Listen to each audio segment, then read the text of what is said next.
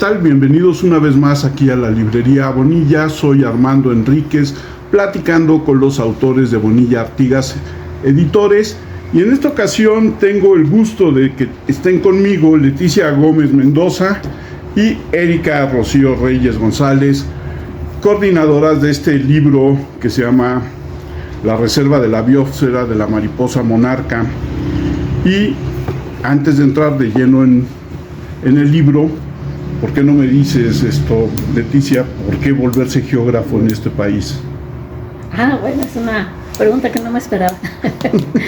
Bueno, la geografía en el contexto de los problemas nacionales pues se vuelve importante.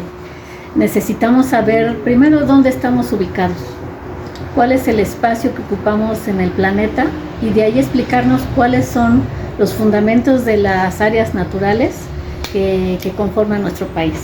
Cómo es la geología, cómo es la geomorfología, cómo es el clima, ¿no?, de lo que versa este libro, cómo es la biogeografía, y después relacionar cómo las personas, los seres humanos, las comunidades, la gente que vive en la ciudad y la gente que vive en las comunidades rurales, se apropian de ese territorio que está conformado por ese clima, esa biodiversidad, esa geología y esa geomorfología.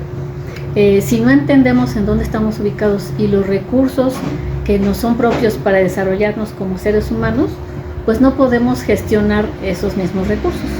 Y ahora bien, en el contexto de la sostenibilidad, ser geógrafo significa dar significado a esa sostenibilidad desde el punto de vista de la comunicación directa con la naturaleza, sabiendo que nos apropiamos de ella sin pedir permiso y sabiendo que ella nos va a dar ciertos servicios ambientales para nuestro beneficio.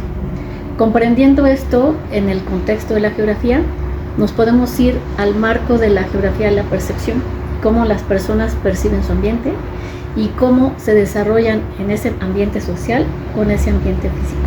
Entonces es importante pues conocer la geografía del país en este tiempo y desde tiempos ancestrales, ¿no? Conocer los grandes descubridores que navegaron, ¿no?, para tierras desconocidas, iban ansiosos de conocer cosas nuevas, ¿no?, de descubrir cosas nuevas. Y en ese descubrir pienso que la geografía y los geógrafos y las geógrafas pues tenemos que seguir descubriendo, añorando ir a tierras que seguramente nosotros no conocemos, otros a lo mejor sí, pero deseosos de conocer por nuestros propios ojos, nuestros propios oídos, cómo es esa naturaleza en esos recorridos y esos paisajes. Rocío, uno se imagina a un geógrafo haciendo mapas únicamente, ¿no?, encerrado en un estudio, pero ¿cuál es el verdadero campo de trabajo de un geógrafo? Yo creo que es una pregunta que me hacen mucho mis alumnos también. De hecho, hace muy poco uno de mis alumnos se acercó y me dijo: profesora, ¿realmente hay campo de trabajo para los geógrafos? Y yo creo que, bueno, mi respuesta fue sí, indudablemente sí. Los geógrafos tenemos la capacidad de insertarnos en la parte académica, en el sector público, en el sector privado, consultorías. Un geógrafo hace mucho más que mapas. Ya la doctora Leti hablaba de esta relación entre la sociedad y la naturaleza. Somos de los pocos profesionales que creo que podemos entender estas interrelaciones que se dan entre el medio físico, entre cómo está interactuando la población. Entonces, definitivamente los geógrafos podemos hacer mucho más que mapas. Y creo que esa idea viene de la formación que tenemos en las primarias o en la secundaria, donde geografía es aprenderte capitales, que aprenderte los ríos, aprenderte dónde están las montañas. Y no es que esté mal, ¿no? Simplemente yo creo que el campo de estudio de la geografía es tan amplio que no, en un año, que ahora es lo que dura esta asignatura, no da oportunidad de que veas toda la gama de oportunidades que te brinda la geografía. Yo cuando doy mis clases y hablo con mis alumnos, siempre les digo que la geografía, o sea, tiene para hacer muchísimas cosas. En mi caso es, por ejemplo, la relación del clima con las comunidades humanas, con la parte de conservación de bosques. Pero geografía es tan amplia y tan hermoso su campo de estudio que te permite dedicarte, si te gusta la parte social, te puedes dedicar a estudiar a la sociedad, pero también si te gusta el clima lo puedes hacer también. Si te gusta el relieve y las montañas, también puedes dedicarte a esa área. Entonces, Un geógrafo, sí, hace mucho más que mapas. Los mapas son una herramienta de trabajo imprescindible en nuestra área, pero yo creo que tenemos esa capacidad de relacionar, no solamente ver qué está pasando con el clima, por ejemplo, con el cambio climático, sino ver qué implicaciones tiene, por ejemplo, en los bosques, o qué implicaciones tiene para las comunidades rurales. Entonces ya estás ahí conjugando tres factores, ¿no? La parte del clima, la parte de la sociedad, la parte de ecosistemas, y eso amplía mucho el panorama para nosotros los geógrafos porque tenemos esa visión, ¿no? No vemos solamente un aspecto, sino que podemos interrelacionar todo lo que ocurre en el territorio y dar explicación a una serie de fenómenos y de procesos. Entonces, desde mi punto de vista, la geografía tiene esa riqueza, ¿no? Esa área de oportunidad para que si te gusta la parte social, la parte física, la parte ambiental, puedas ejercer esa carrera pues desde la perspectiva que te interesa, ¿no? Entonces creo que es una ventaja muy grande que tiene el campo de estudio de la geografía. Y en ese sentido, Leticia, el libro, ¿no? Una visión de la reserva de la biosfera de la mariposa monarca. ¿Por qué no nos cuentas qué es la biosfera, cuándo nació, o sea, cuándo nace esta reserva y por qué nace? Bueno, la reserva de la biosfera mariposa monarca tiene un elemento biológico importante que es la presencia de este insecto, la mariposa monarca. Ya en el siglo pasado, 1980, 1990, un grupo de biólogos, un grupo de personas interesados en la migración que observaban y que ratificaron a través de varias rutas y de varios estudios que venía de Canadá hasta México, pues se vieron interesados en identificar hacia dónde llegaban esos animalitos. Y ya por cerca del año 2000, ¿verdad? El año 2000, pues se decreta esta reserva, pero a sabiendas que tenían que incorporar una estrategia para que los pobladores de esa reserva, los ejidatarios, los comuneros, pudieran donar parte de sus bosques, porque son sus bosques, para bien de un animalito que venía de otro país. Ellos pues vieron la necesidad de conservar, ellos necesitaban la conservación, porque para ellos las mariposas son como las almas de las personas que ya fallecieron. De hecho, pues cuando llega la mariposa monarca es cerca de noviembre, cerca del Día de Muertos, un poquito semanas después, pero para ellos en su cosmovisión es un animalito que necesitan conservar, porque ellos ven que son las almas de sus seres queridos que ya fallecieron. Entonces, en ese sentido, no se hizo tan difícil el proceso de conservación, pero por otro lado necesitaban generar estrategias para que las personas que vivían de la explotación de la madera en esos pueblos, estamos hablando de Michoacán, pueblos madereros, pues donaran esa parte de sus reservas de bosques para el hábitat de esa mariposa. Es así como a través de un trabajo comunitario de convencimiento con los ejidatarios se logra obtener ese acercamiento y hacer esa reserva.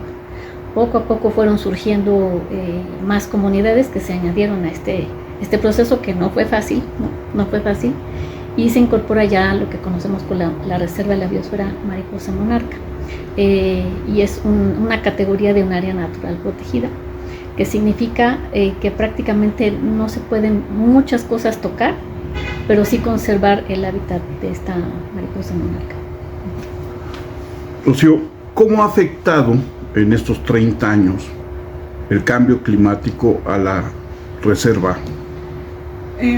Bueno, el cambio climático tiene muchos efectos, ¿no? A escala, a nivel planetario, normalmente lo que estamos esperando o lo que se ha observado es que está aumentando la temperatura, ¿no? Seguramente la mayoría de las personas coincide en que uno de los principales efectos de este cambio en el clima es que cada vez estamos sintiendo más calor, ¿no?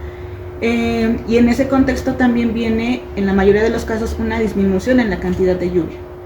De los estudios que se han hecho en la reserva, coincide mucho con estas condiciones, de que cada vez las personas están sintiendo que hace más calor. Tal vez la parte de la lluvia no sea muy perceptible, a lo mejor relacionado más, por ejemplo, con los cultivos de temporal, la gente que está relacionada con estas cuestiones de que sus cosechas se produzcan sí o no, dependiendo de la cantidad de lluvia. Pero en este trabajo también que hemos realizado en la reserva, lo que nos ha comentado la gente está muy relacionado en que sienten años más y más y más calurosos. Y el hecho de que aumente la temperatura, pues va a estar también relacionado, por ejemplo, con la presencia de algunas plagas en los bosques. El descortezador es un insecto que se presenta justamente en los bosques de pino, de encino y de oyamel en la reserva, y ha terminado con áreas bastante grandes de este tipo de bosques. Para la gente de las comunidades que está muy interesada en la conservación de sus bosques, porque como decía la doctora, son sus bosques, ellos los ven como algo que tienen que cuidar porque les proveen de agua, de madera, de diferentes servicios, se preocupan por la conservación y entonces están viendo que el cambio climático está teniendo afectaciones en este tipo, en cuanto a las plagas. También, por ejemplo, la disminución de los cuerpos de agua es otra problemática muy importante en la reserva, porque se lleva a cabo el monitoreo de la calidad del agua. Y en este monitoreo lo que se ha observado es que en plena temporada de secas, muchos de los arroyos que antes eran permanentes han ahora desaparecido y solamente se presentan cuando es temporada de lluvias. ¿Y qué pasa? Pues que toda la gente que depende de esos cuerpos de agua para poder solventar pues, sus necesidades para lavar, para beber incluso, pues no tienen acceso a ese tipo de recursos. Entonces, la gente relaciona en la reserva las problemáticas del cambio climático con principalmente los servicios ecosistémicos que les provee el bosque. Ahora también es otro tema que se toca en el libro, el cómo los ecosistemas están cambiando sus ciclos de vida, ¿no? ¿Por qué si la gente veía que ciertas plantas, ciertos árboles tenían floración en cierta fecha, por qué ahora se están adelantando? ¿Por qué se están atrasando? ¿Por qué su temporada de crecimiento se está extendiendo? Y eso está relacionado con el aumento en la temperatura. Entonces, la gente que vive ahí lo percibe muy bien porque pues es parte de su vida diaria, ¿no? El estar viendo cuando florecen, por ejemplo, los duraznos, es algo con lo que están muy relacionados porque pues forma parte de sus actividades cotidianas. Y entonces es algo que han estado reportando y nos preguntan por qué se está adelantando la floración, ¿no? ¿Por qué ahora los árboles no están tirando sus hojas cuando deberían? Y eso pues impacta a veces hasta en su economía. Si se dedican a la venta de estos productos, pues también hay afectaciones.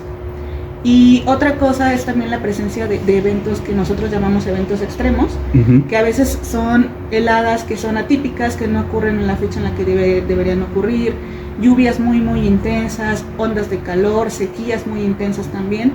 Y todo esto pues tiene repercusiones tanto en la salud como en los ecosistemas, que son principalmente de los efectos que nosotras hemos documentado en la reserva, y todo esto pues acompañadas de las comunidades que son las que dan pues veracidad de que todo esto que nosotras analizamos tal vez desde la parte académica en gabinete, las comunidades que lo están viviendo y lo están experimentando dan fe de ello, ¿no? De que si estamos observando cambios en la temperatura, ellos lo perciben como más calor y coincide con lo que estamos observando. Que si las plantas están teniendo floración antes, también lo perciben porque ellos están observando que sus duraznos o sus frutales, cualquiera que produzcan, están teniendo ese tipo de problemáticas. Las plagas son una cosa que la gente está detectando de manera extraordinaria porque también tiene afectaciones en su producción y en sus bosques. Entonces, esos principales efectos que hemos encontrado están más relacionados con la temperatura porque creo que es el elemento que más se percibe, ¿no? La lluvia puede ser algo que lleguen a distinguir, pero creo que la temperatura es algo que definitivamente lo siente, ¿no? Entonces, son los efectos del cambio climático que hemos estado viendo que están afectando a la reserva y pues por supuesto a la mariposa monarca, ¿no? Que es como la especie emblemática de esta área protegida, que también se ve afectada, pues si esos bosques están siendo afectados por los efectos del cambio climático, también va a tener repercusiones en ellas, porque es su hábitat, en los árboles de oyamel, ¿no?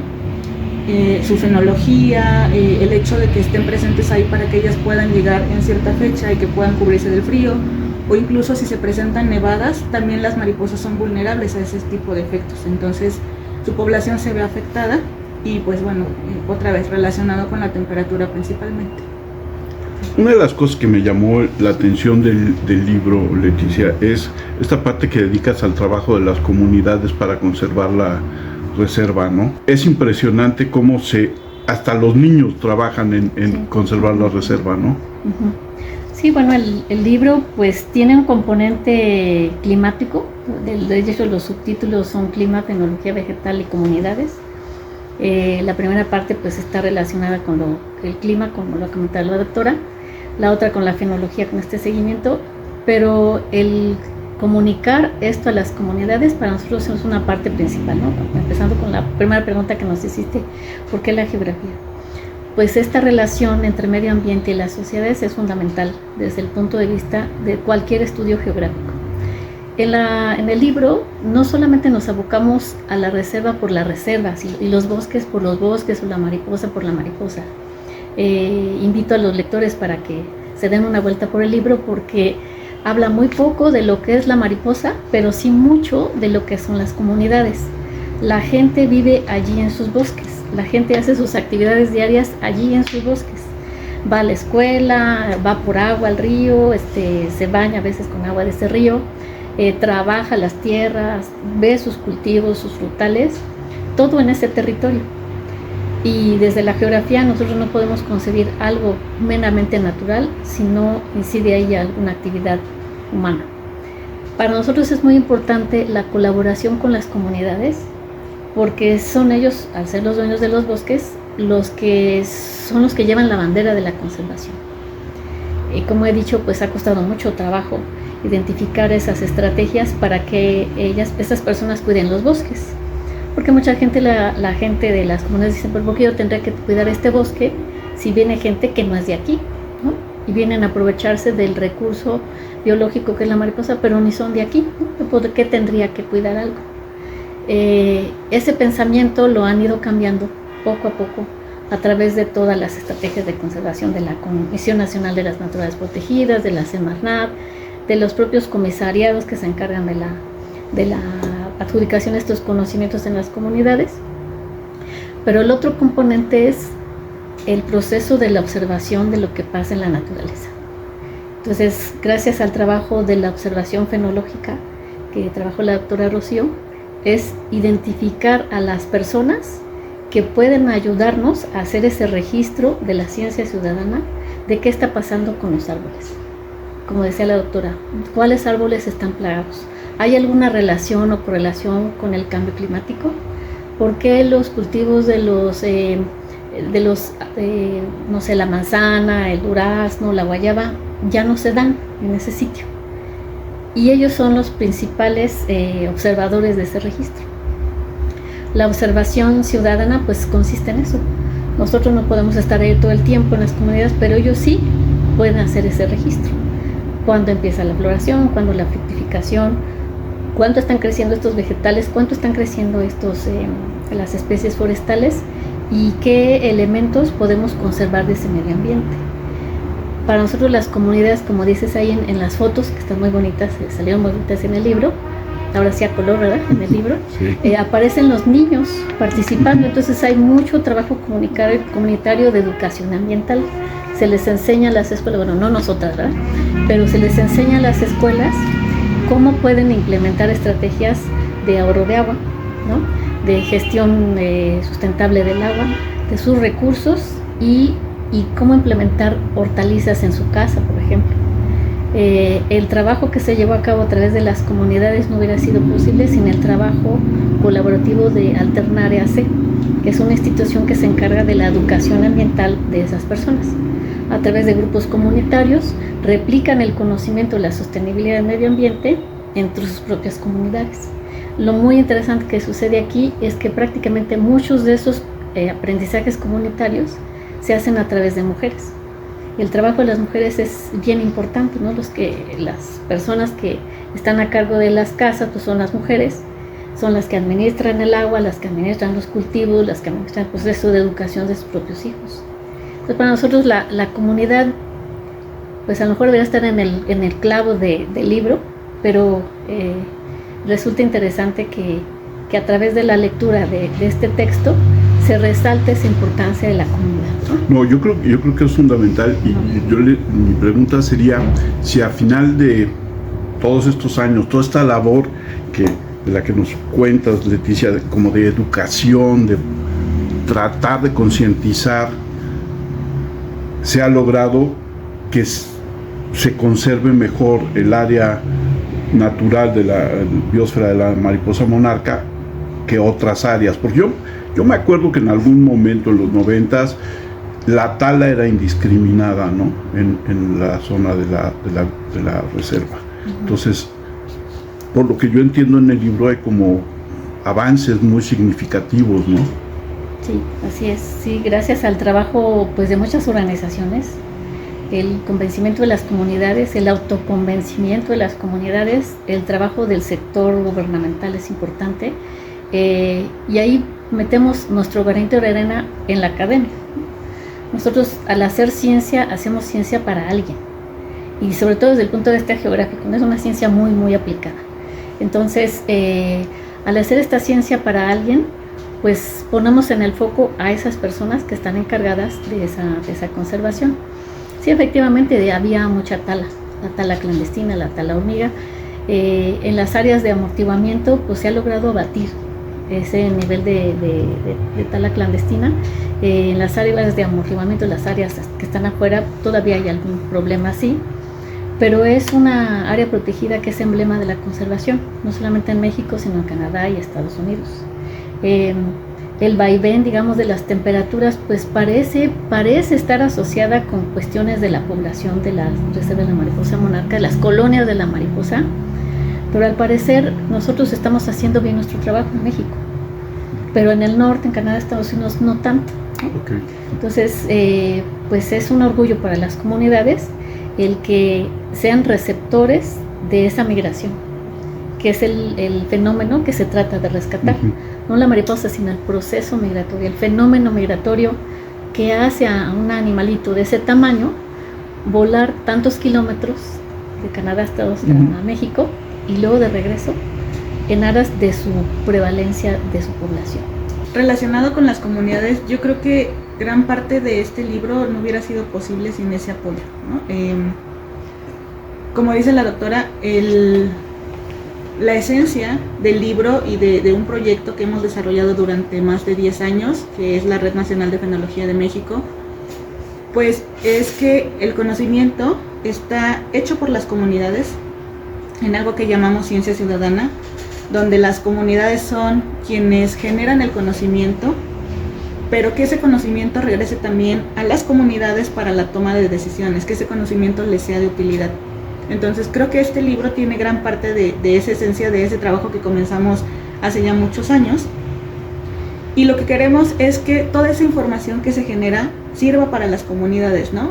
Tal vez sí es un libro para nosotros en el aspecto académico, pero gran parte de nuestro trabajo también se ha enfocado en regresar ese conocimiento de alguna manera para que las comunidades también vean que todo ese trabajo que generaron, que se esforzaron en recopilar datos, en participar en talleres, en asistir a cursos de capacitación, que también se les retribuya un poco esa parte, y consideramos que esa retribución va en función de que la información generada les sirva para algo, ¿no? Para cualquier cosa. Si les sirve para decidir si un cultivo es mejor que otro, está perfecto, ¿no? O sea, a final de cuentas son ellos los que toman la decisión, y justo en ese preámbulo va como el siguiente comentario que quiero hacer, que en este contexto de trabajar con comunidades nunca hemos tenido la intención de decir que las cosas se tienen que hacer de cierta manera porque nosotras somos las profesoras académicas, sino que al contrario, este trabajo en conjunto con las comunidades ha sido tan bonito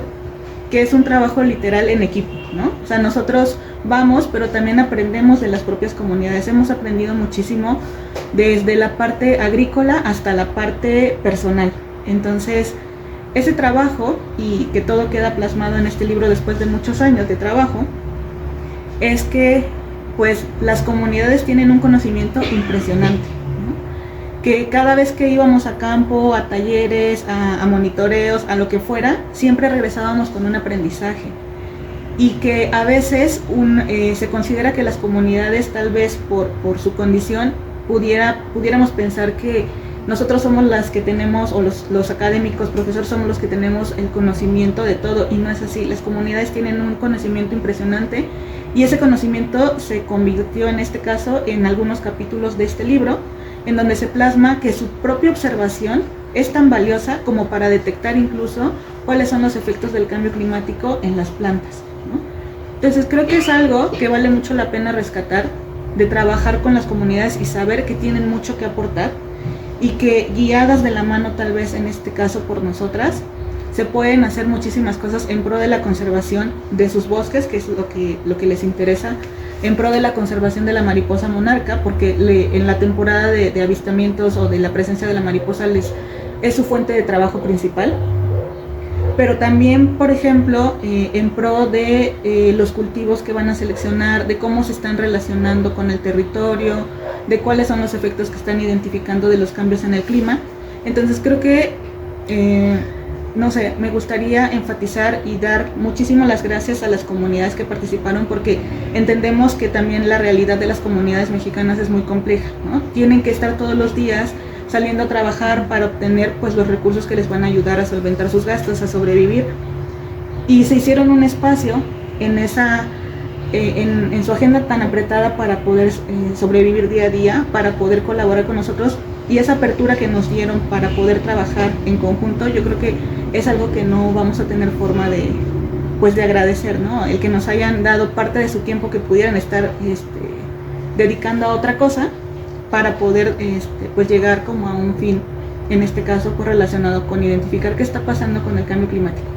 Entonces pues me gustaría cerrar con eso. Nuevamente, gracias a todas las comunidades que participaron, y decirles que pues esperamos que toda la información que se generó en conjunto les ayude pues para su bienestar, para la toma de decisiones, y que pues sea aprovechada por ellas y por ellos, porque para eso fue realizada.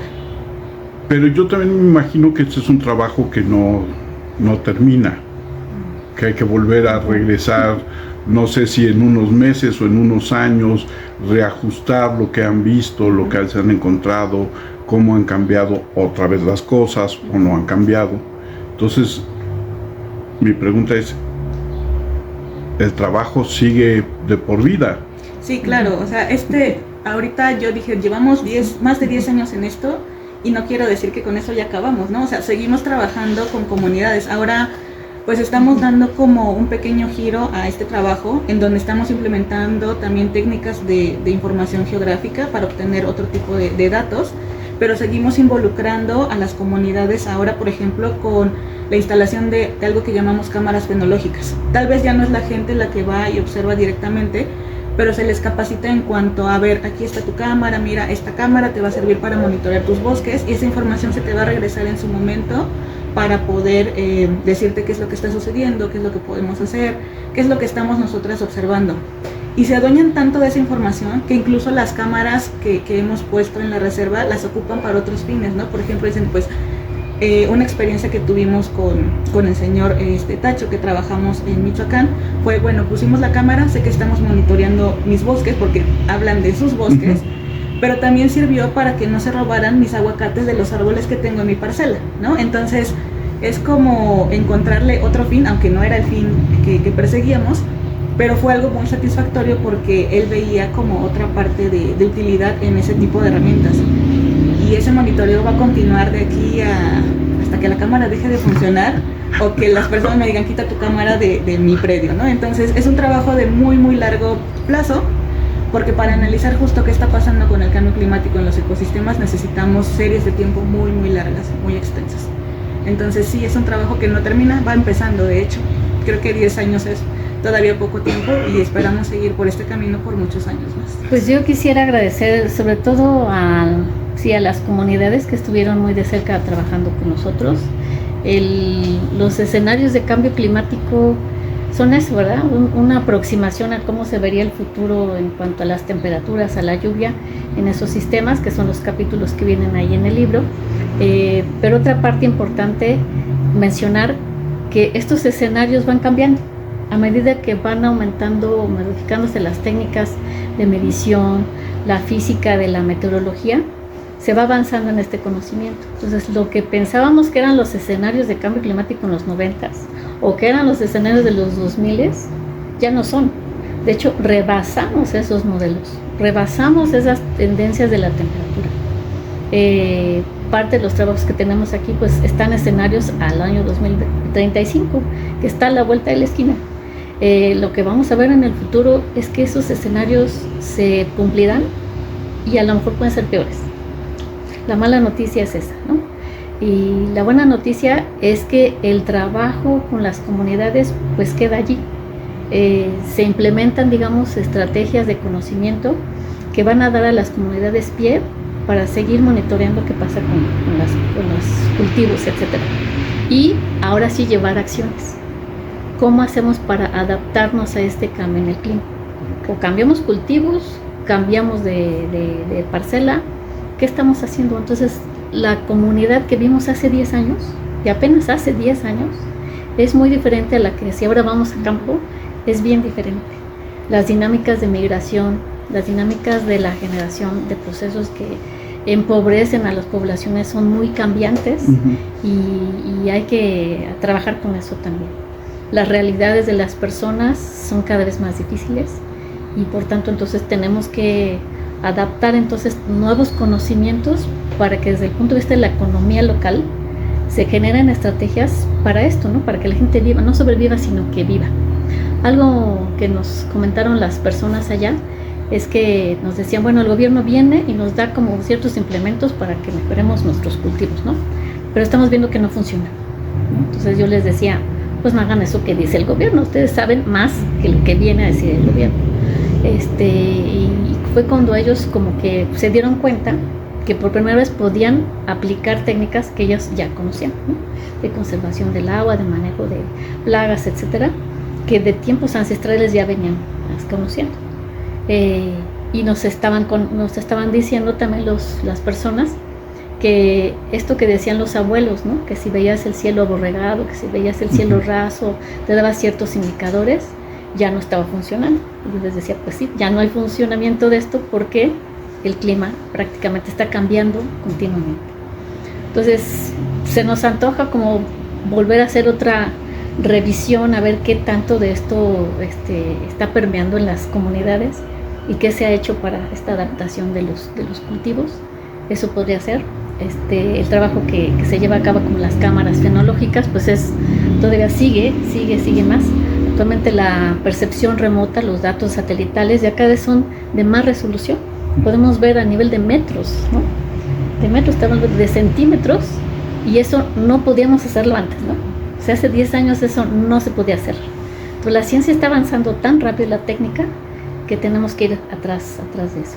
Yo quisiera agradecer sobre todo también a los autores, son 16 autores en este libro, que pues tuvieron la paciencia, las ganas de contribuir con sus capítulos y de trabajar arduamente en la edición, el trabajo de revisión por pares, y a quienes los revisores anónimos, que no sabemos quiénes son anónimos, que revisaron el texto, que nos apoyaron a modificar y a enriquecer todo el proceso, y sobre todo a la librería, la editorial, que nos ayudaron en este proceso, en este camino, que se dice fácil, pero sí fueron bastantes años de trabajo, y sobre todo convencer a nuestros colaboradores, ¿no? que el libro sale.